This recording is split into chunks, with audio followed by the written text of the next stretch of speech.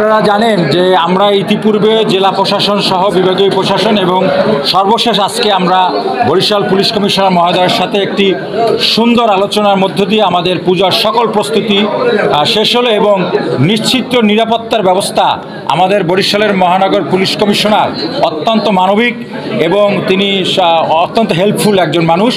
উনি আমাদের যে নির্দেশনা দিয়েছেন, আমরা পূজা কমিটি মহানগর জেলা এবং ফ্রন্ট এবং পরিষদ পূজা পরিষদ সহ সকলে আমরা একত্রে আজকে এখানে বসেছি এবং আইন শৃঙ্খলা বিষয় নিয়ে ব্যাপক আলোচনা হয়েছে। সব দিক বিবেচনা করে আমরা বিশ্বাস করি এবার বরিশাল মহানগরী এবং মেট্রোপলিটন উনি নিশ্চিত নিরাপত্তার মধ্য দিয়ে ঢেকে দেবেন এবং আমরা সকলে উৎফুল্ল এবং আনন্দ সহকারে এবার পূজা উদযাপন করব। এই ধরনের সকল ব্যবস্থা আমরা সম্পন্ন করেছি আমাদের মাননীয় পুলিশ কমিশনার এবং আমরা বিশ্বাস করি বরিশাল এবার হবে বাংলাদেশের মধ্যে একটি মডেল পুজো উদযাপনের ক্ষেত্রে শান্তিপূর্ণভাবে আমরা করতে পারবো। আমার মহানগর হইতেছে 47টা, তার মধ্যে সার্বজনীন হলো 40টা আর 7টা হইলো পারিবারিক, 47টা।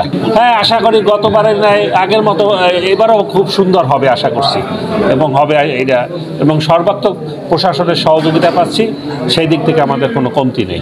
আপনারা জানবেন যে এবারে শারদীয় দুর্গাপুজো উৎসব বেশ উৎসবমুখর পরিবেশই আমাদের উদযাপিত হচ্ছে। তো বিশেষ করে বরিশাল মহানগর 47টি পূজা মন্দিরে পুজো উদযাপিত হচ্ছে, যার ভিতরে 40টি হচ্ছেন সর্বজনীন এবং 60টি হচ্ছেন ব্যক্তিগত।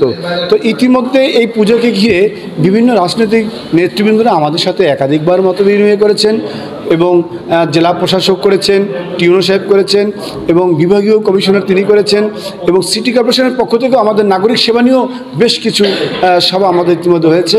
তো সব মিলিয়ে প্রশাসকের একটা ভালো একটা সাড়া আমরা পেয়েছি এবং আজকে পুলিশ কমিশনার মহোদয় তিনি আমাদের আশ্বস্ত করেছেন যে পর্যাপ্ত নিরাপত্তার মধ্যে দিয়ে এবার শারদোৎসব উদযাপন হবে। তো সব কিছু মিলিয়ে আমরাও প্রত্যাশা করি, কারণ বরিশাল একটি সম্প্রীতির জায়গা, এখানে ধর্ম বর্ণ নির্বিশেষে সবাই আমরা একসাথে আমরা প্রতি বছর আমরা উৎসবটাকে পালন করি। এবছর আমরা উৎসবটা পালন করব। আমাদের সকলের প্রত্যাশা থাকবে সবাই মিলে, আপনারা যারা মিডিয়া কর্মীরা আছেন আপনারাও আমাদের একটা বড় একটা ভূমিকা রাখেন এই উৎসব উদযাপনের জন্য, এই জন্য আপনাদের প্রতিও আমরা কৃতজ্ঞ।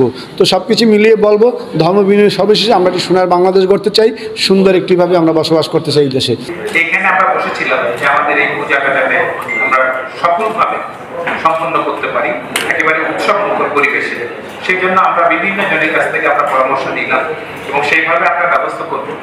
আমি আমার ব্যবস্থাটা একটু বলি। যেমন ধরেন যে আমরা এখন থেকে নিরাপত্তার জন্য কাজ শুরু করেছি।